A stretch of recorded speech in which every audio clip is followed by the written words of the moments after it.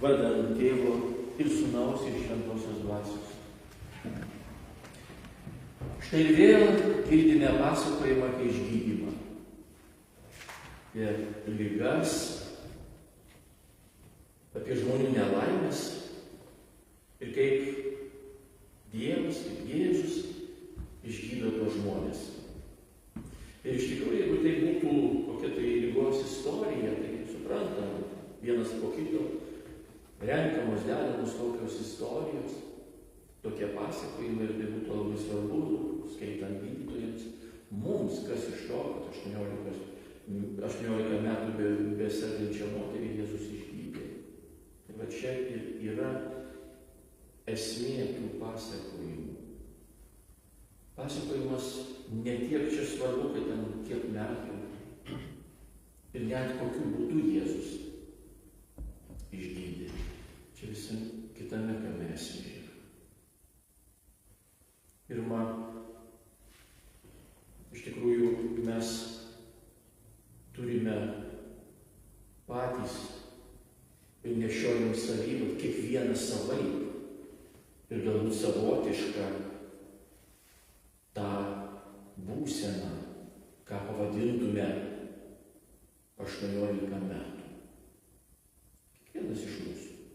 Vienaip ar kitaip. Galbūt labiau vienam tai skauda, arba jis išgyvena, tai kitam kas kitai tie 18 metų, kabutėse galėtume pasakyti, jie iš tikrųjų yra mumise.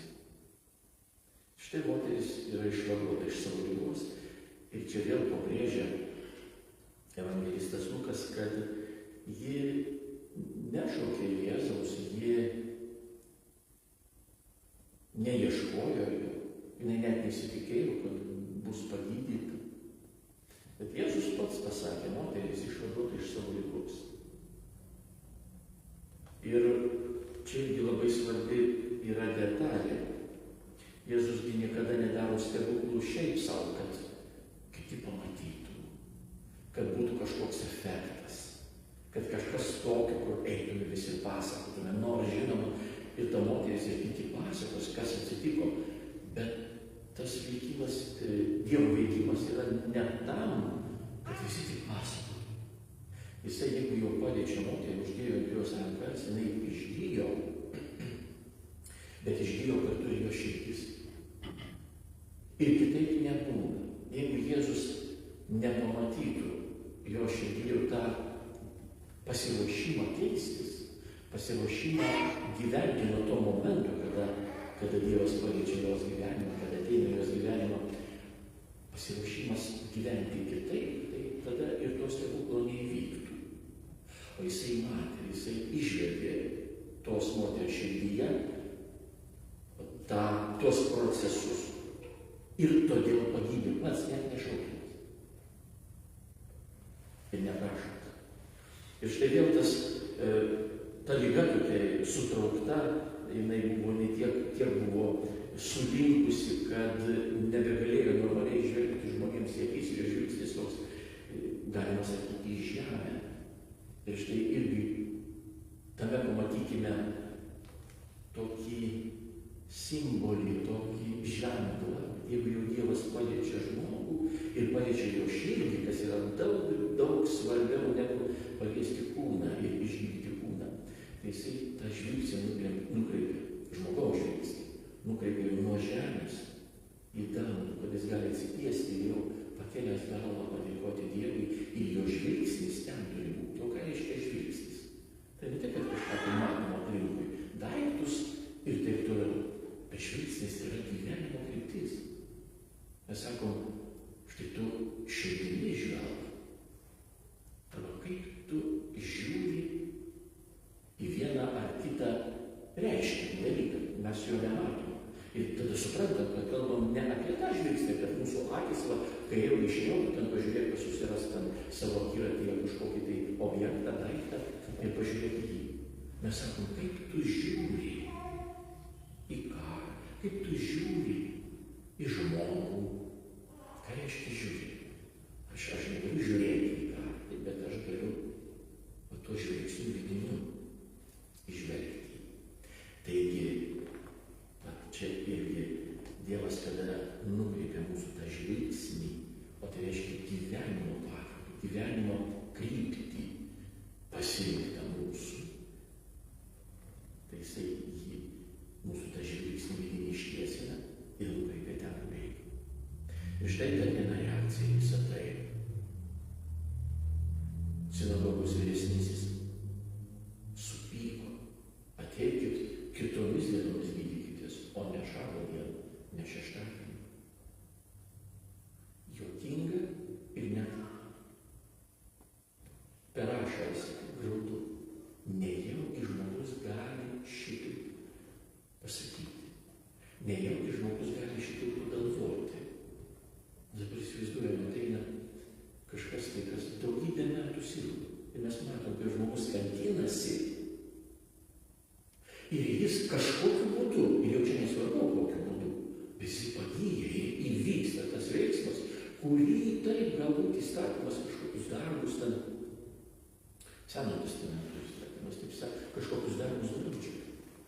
Bet nejaugi kažkaip nekiltų mums tas džiaugsmas, kad žmogus pagaliau išsivadavo iš tos kankinės, iš tos ligos, iš tos skausmo, iš tos bėdos. Jo gyvenimas visai kitaip nušvito, jis dabar laimingas bus. Nejaugi mes negalim, nemokam pasidžiaugti. Ir štai to vyresnio, sinagogos vyresnio reakcija rodo, kad taip jisai žinojo šventąjį raštą. Jisai galėjo net pasakyti, kur kas parašyta ir kaip parašyta, galbūt mintinai daug eilučių daug visokių pacituoti. Visą tai išmokęs yra, bet jisai išmoko ir žino raidę. Ir nesuvokė, nepagavo to įstatymo dvasios. Bet čia yra labai svarbu. Ir mums, štai einant ir dvasinio gyvenimo keliu, to nepamiršti. Raidė yra viena, raidė neretai užmuša. Ne palaiko, o užmuša žmogų. Dvasiškai užmuša.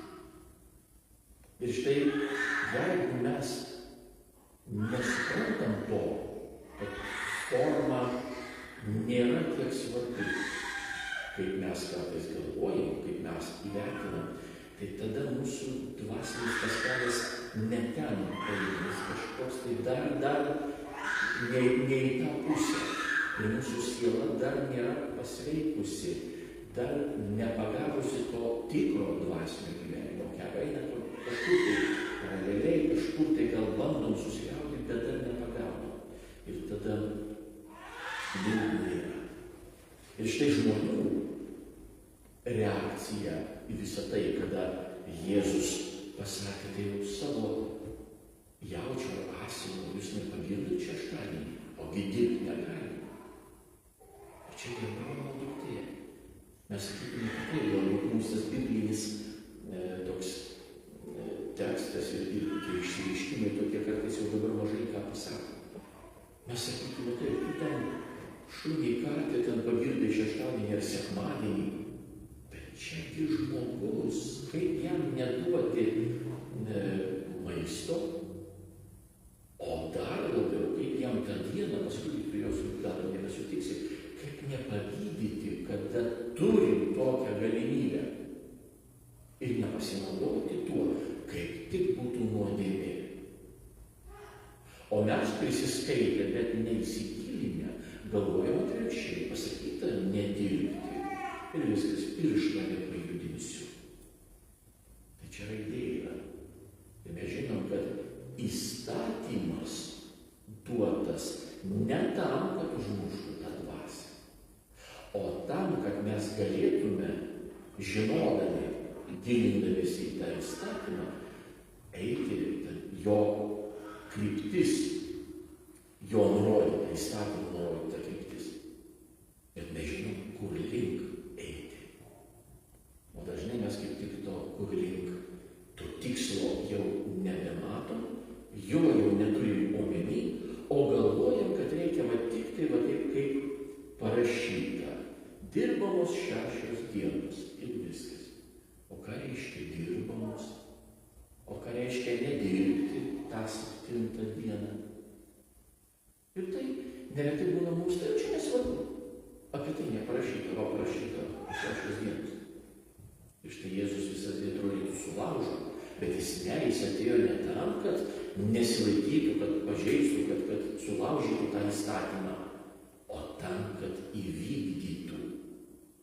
Ir ne kitaip, kad įvykdytų. Ir taip, kaip jisai jį vykdo, pasirodo mums, to įstatymo žinovams, ir labai keista, o kartais net ir baisu, argi taip galima? Arba, o ką galima rašyti? Taigi žiūrėkim, kaip tą įstatymą įvykdo Jėzus. Kad jisai parodo mums, jog kiekvieno įstatymų pagrindas yra meilė Dievui ir žmogui. Ir štai jie džiaugiasi šlovingais jo darbais. Ir mūsų tikėjimas mes kiekvieną kartą savo kartojam ir nenustojam kartoti. Kad jeigu mes iš tikrųjų esame tikintys, jeigu mes esame teisingame kelyje, jeigu mes pagavom tą esmę, tų Dievo žodžių esmę, to įstatymo esmę, tai mums mūsų tikėjimas dovanoja džiaugsmą. O jeigu aš iš savo tikėjimo, iš tų gelmių, iš tų šaknų manęs nepasiekia, aš neturiu to džiaugsmo. O kuo aš turiu džiaugtis? O tuo, kad aš galiu su Dievu bendrauti. O tuo, kad jis yra mylintis ir gailestingas man, va tokiam. Taigi čia džiaugsmas didelis. Kad jis manęs laukia, kad jis manęs niekada neužmiršta, kad duoda tiek visko, aš nevertas to, bet jis duoda tiek visko. Tai tik vienas džiaugsmas gyventi su Dievu. Ir jeigu mes to nejaučiam, jeigu tikėjimas mus supančioja kažkokiais tais saitais, pančiais, raištais, diržais, vidėm, kad mes jaučiamės tokie kažkokie surišti, tai mūsų reakcija net į Jėzaus darbus, jeigu dabar jie vyktų ir kitų žmonių darbus, būtų taip, kaip to sinagogos vyresniojo. O turėtų kelti džiaugsmą. Mūsų tikėjimas mums dovanoja džiaugsmą. Taigi, tai yra vienas iš